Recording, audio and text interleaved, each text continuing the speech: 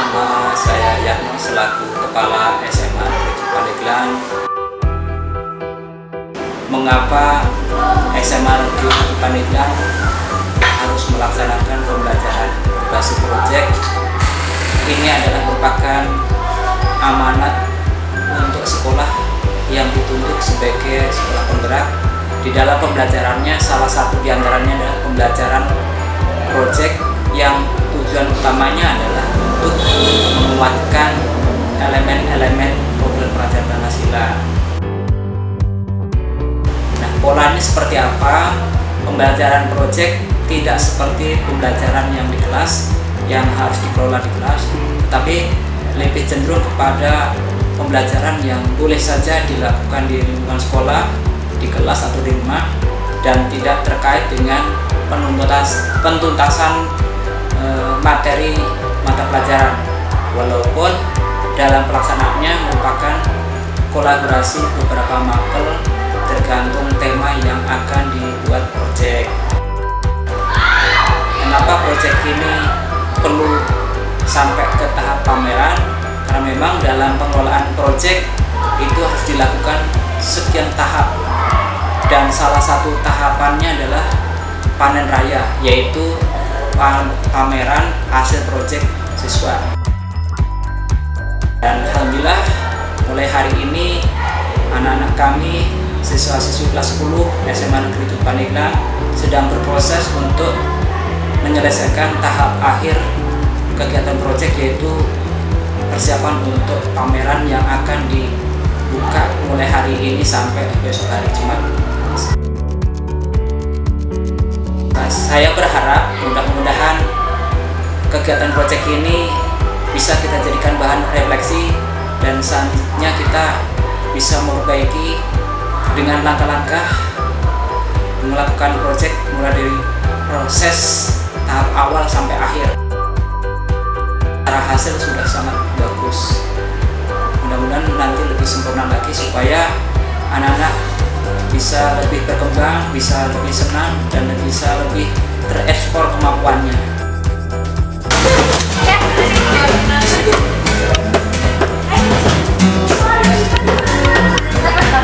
SMA Negeri 7 Pandeglang sebagai sekolah penggerak menerapkan pembelajaran proyek.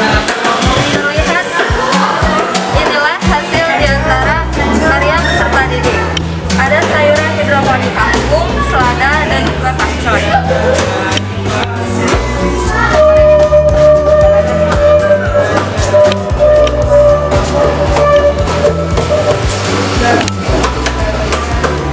Mereka terlihat senang memanen, namun mereka juga sangat bergembira ketika melakukan proses pembelajaran.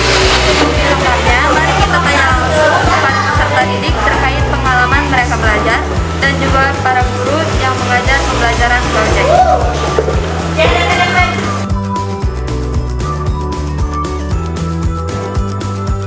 Menurut saya luar biasa. Kenapa? Karena saya bandingkan dengan pembelajaran dulu, sebetulnya sudah beberapa kesempatan saya coba menerapkan pembelajaran proyek, yaitu pada kurikulum KTSP maupun K13. Namun saat itu dampaknya atau efektivitasnya tidak seperti saat ini.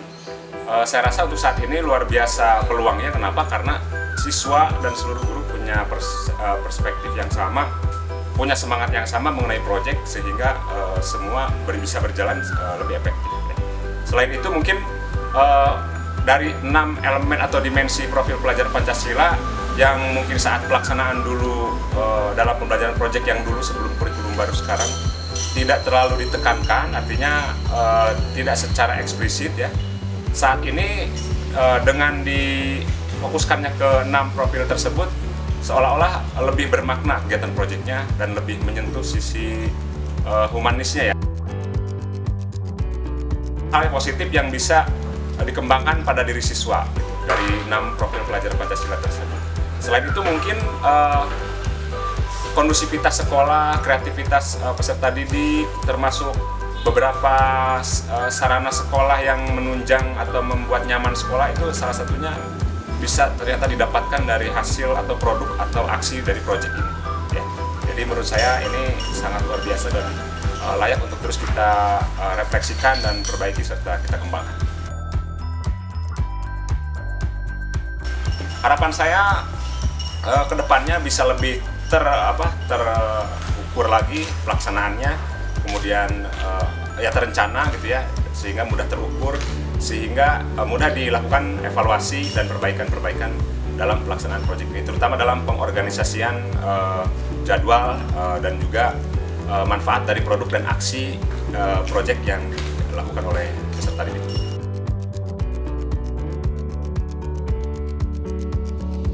Pertama, sebagai guru, kita bisa mengidentifikasi peserta didik, terutama dalam keterampilan. Kedua, peserta didik dapat belajar secara mandiri baik di lingkungan sekolah maupun di lingkungan masyarakat.